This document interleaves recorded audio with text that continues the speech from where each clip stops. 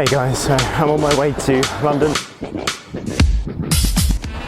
I'm always in a rush because I know I'm only about 15 minutes away from the train. It's my first time out vlogging. It's a bit weird holding a camera in front of my face. Today we're going to the Magic Circle, and I thought it'd be a really great vlog to start because that's kind of where magic became a big thing for me. Did it begin it when they're walking next to the road and they can't breathe properly? I'm not even in London yet. Jesus! Any respiratory doctors, get in touch if you know what that is. I want to fix that. Where was I? That's it. No, that isn't where I was. God damn it! I'm out of breath. Man, I haven't been to the gym in like a year now.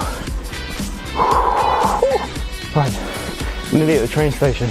So the reason we're going to the Magic Circle is to help out a friend of mine who wants to level up in the Magic Circle to associate of the inner Magic Circle, which is like the second level up. Jesus.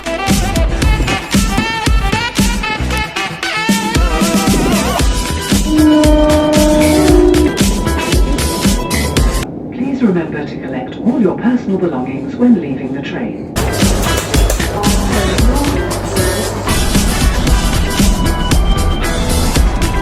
Why are we heading into the Magic Circle today? Well, I'm helping out a friend of mine. He may not want me to use his name. We'll cut that bit out. He wants to become an associate of the inner Magic Circle, which is like a level 2's AIMC. You get a white badge rather than a blue one. I want that white badge. And there's one level above that, which is member of the inner Magic Circle. And to get that, the president awards that. And that's up to him. Nothing to do with you. We've got the divan room, which is one of the spaces on the first floor. I think we've got it to ourselves today, so we're just going to spend 3 hours working through the act. Turning like individual pieces of magic into an act, or into even a routine and then into an act is really difficult. You know, is it on character? Does everything make sense? And then it goes like really granular into where should we put our hand now? Where do we look now? When do we breathe? Where's the gesture come from? So it goes really granular. It just comes down to apply and polish. Polish, polish, polish, polish, polish. We put him in, and if he passes, job done. He'll pass. You better pass. If I've got something to do with it, he's passing. So yeah, that's what we're doing today. Man, what if he doesn't pass? Bastard. I'll see you there.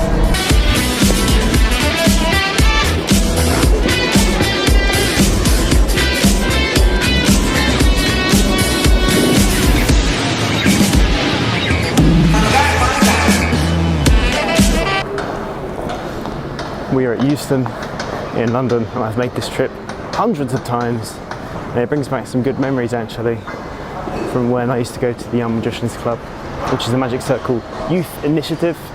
If you're under 18, you're interested in magic, check them out. It also has to be said, even though I've made this trip hundreds of times, I got lost on the underground.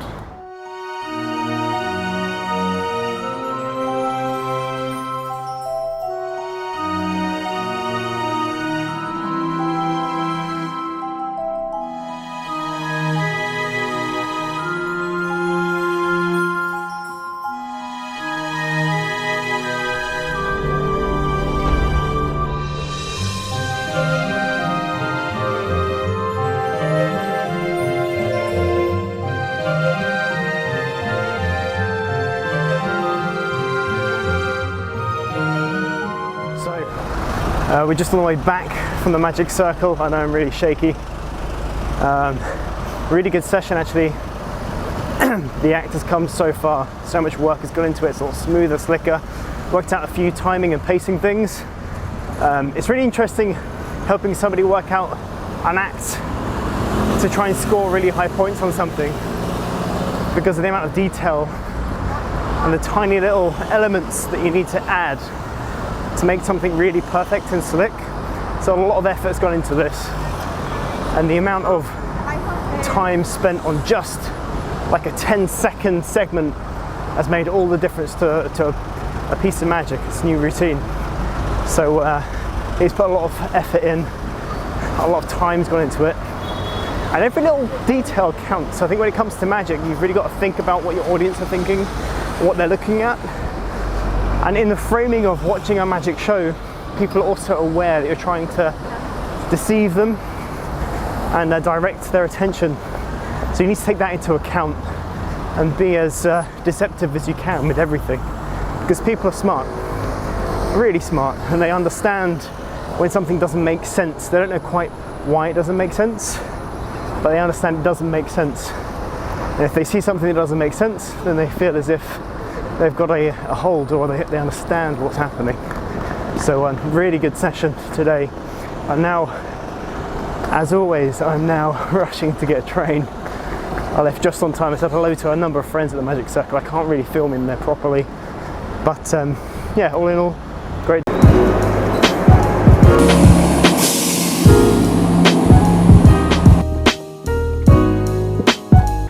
So it's about 10:30 at night. What do I think of my first day's vlog? Well, it was interesting holding a camera up to my face. I'm sure I got some weird looks. To be honest, I didn't really care too much.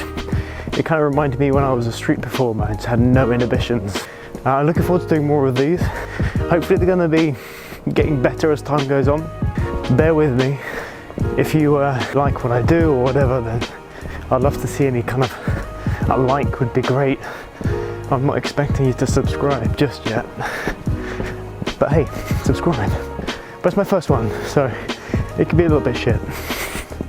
So this is my personal journey to becoming more prolific rather than perfect, because I tend to get trapped in that perfectionist cage that we all put ourselves in, I'm sure.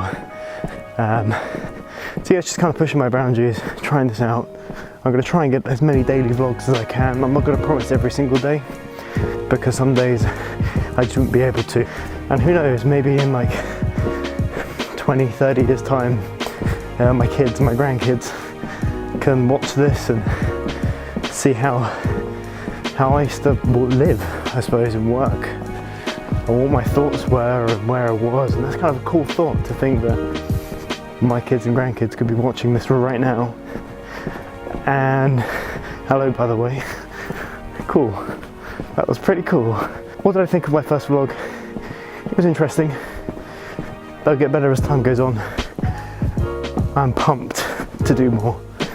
If you want to see if he passes, or she passes, their AIMC, stay tuned. So until next time, keep it dapper.